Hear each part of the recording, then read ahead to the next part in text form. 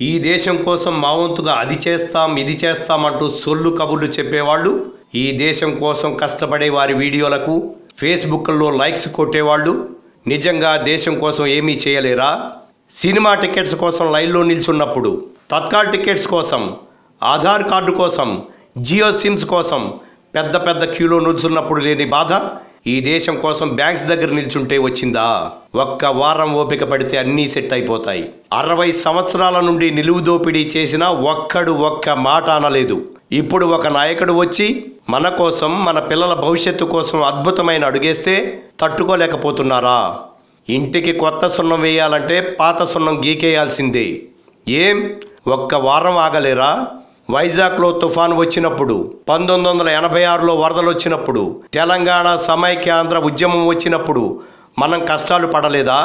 అప్పుడు banks close అయితే, shops close అయితే మనం కష్టాలు తట్టుకోలేదా? చచ్చిపోయామా? మన దేశం బాగుపడాలి అని అనడమే కాదు, బాగు చేస్తున్నప్పుడు మన వంతు సహకారం కూడా అందించాలి. అర్థం చేసుకోండి, ఆచరించండి.